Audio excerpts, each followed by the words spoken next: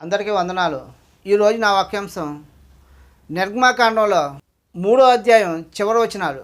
మోషేతో దేవుడు ఏం చెప్తాడంటే, ఐగుప్తు రాజుని నువ్వు మా ప్రజల్ని విడిపించమని నువ్వు అడగగానే అక్కడ ఫరో ఒప్పుకోడు. వాళ్ళని నేను అనేక శ్రమలు కల్పిస్తాను, అనేక ఇబ్బందులు వాళ్ళు కలుగజేస్తాను, చివరికి మిమ్మల్ని విడుదల చేస్తాడు. అలాగే మీరు ఐగుప్తు నుంచి విడిచి వెళ్ళేటప్పుడు ఊరకనే వెళ్ళరు, మీరు మీ కష్టానికి తగిన ప్రతిఫలం పొందుకునేలాగా ఐగుప్తులో ఉన్నటువంటి శ్రేష్టమైన బంగారు వెన్నెలు వస్త్రాలని అన్నీ పట్టుకుని మీరు ధరించుకుని మరలా మీరు వెళ్తారు. వెళ్ళేటప్పుడు కానాను దేశానికి వెళ్ళి మార్గ మధ్యలో ఎర్ర సముద్రం అడ్డు వస్తుంది. అయినా సరే ఎన్నో బాధలు పడి ఇబ్బందులు పడి యుద్ధాలు చేసి చివరికి మీరు కానాను దేశానికి చేరుకుంటారని దేవుడు మోషేతో ముందుగానే చెప్పేస్తాడు. ఇవన్నీ జరుగుతుండగా చెప్పడం దేవుడు మోషేకి ముందుగానే నీ లక్ష్యం ఏంటి, నీ గురి ఏంటి, నువ్వు ఇశ్రాయేల్ ప్రజలు ఎలాగ నడిపిస్తావు, ఫరో వాళ్ళని ఎలాగ ఇబ్బందులు పెడతాడు, వాళ్ళకి ఎటువంటి తెగుళ్ళు వస్తాయి, ఐగుప్తులో మీకు ఎటువంటి బంగారు ఆభరణాలతో పంపిస్తానన్న విషయాలన్నీ ముందుగానే దేవుడు చెప్పేశాడు. అలాగే అబ్రహాంకు కూడా చూపించిన దేశానికి వెళ్ళు, ఆ స్వాస్థ్యాన్ని నీకు ఇస్తాను, అలాగే నీకు కుమారుని ఇస్తాను, నీ సంతానాన్ని ఇసుక రేణులో చేస్తాను, నిన్ను బహుగా అభివృద్ధి చేస్తానని దేవుడు అబ్రహాంతో ముందుగానే చెప్పేశాడు.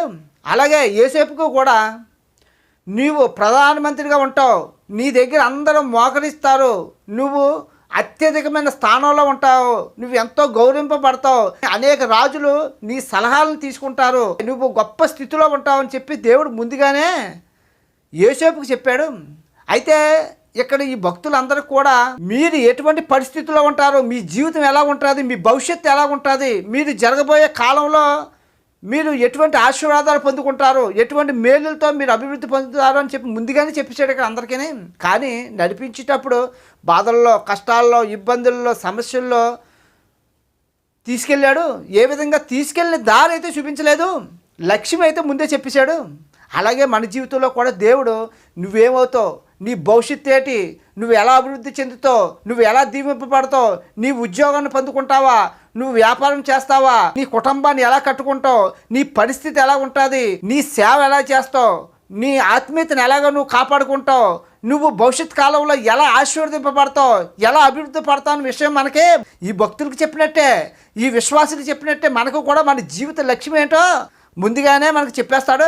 లక్ష్యాన్ని చేరుకునే దానిలో మనం కూడా కష్టాలు గుండా, ఇబ్బందులు గుండా, సమస్యలు గుండా, సుఖాలు గుండా ఏ విధంగా అంటే అవని కానీ మొత్తాన్ని మనకు కూడా మన చేరుకోవాలి లక్ష్యాన్ని, మన చేరుకునే గురిని, మన పొందుకోబోయే ఆశీర్వాదాలని, మనం అనుభవించవలసిన మేలుల్ని ముందుగానే మనకి తెలియపరుస్తాడు. అయితే మనం చేయవలసింది ఏంటంటే, ఇక్కడ మోషే ఏం చేశాడు, లక్ష్యాన్ని ముందుగా చెప్పినా లక్ష్యం నా దేవుడు నాకు తెలియపరిచాడు కదా అని ఊరుకొని ఉన్నాడా, ఊరికేనే ఉండలేదు.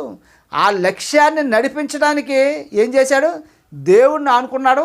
దేవుడు ఏది చెప్తే అక్కడికి వెళ్ళి ఆ కర్రని నేల మీద వేయమంటే నేల మీద వేశాడు, ఆ నీటిని రక్తంగా మార్చమంటే రక్తంగా మార్చాడు, ఆ కర్రని పాముగా మార్చమంటే పాముగా మార్చాడు. దేవుడు ఏది చెప్తే అది చేసుకుంటూ పోయాడు.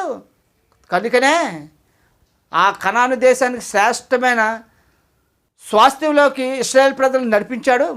అలాగే మనం కూడా మనకి నిర్ణయించిన లక్ష్యాన్ని, గురిని, మన ఆశీర్వాదాలను, మన మేలుల్ని మనం కూడా పొందుకోవాలంటే, మన భవిష్యత్తు యొక్క లక్ష్యాన్ని మనం చేరుకోవాలంటే మనం కూడా ఏం చేయాలంటే, ఆనాడు మోషే దేవుడు చెప్పింది తూచ తప్పకుండా ఎలాగైతే చెప్పింది చెప్పినట్టుగా చేసుకుంటే ఎలాగైతే పోయాడో, అలాగే మనం కూడా దేవుడు మనతో చెప్పిన దాన్ని చెప్పింది చేసుకుంటూ ఆయనతోనే మనం కూడా ఆయన మార్గంలో ఆయన చెప్పిన విధంగా చేసుకుంటూ పోతే మనం కూడా దేవుడు మనకిచ్చిన దర్శనాల్ని, దేవుడు మనకి ఆశీర్వదంతో ఉన్న ఆశీర్వాదాలని, దేవుడు మనకిద్దామనుకున్న బహుమానాలని మనం కూడా తప్పనిసరిగా పొందుకుంటాం. అటువంటి దేవుణ్ణి అనుసరించి దేవుడు మన పట్ల కలిగి ఉన్న ఆ ఆశీర్వాదాలని, ఆ మేలుల్ని, ఆ దీవెల్ని, ఆ బహుమానాల్ని పొందుకునే బిడ్డలుగా దేవుణ్ణి అనుసరిస్తూ మనందరము దేవుడు మన పట్ల కలిగి ఉన్న లక్ష్యాల్ని చేరుకునే బిడ్డలుగా మనందరము ఉందుము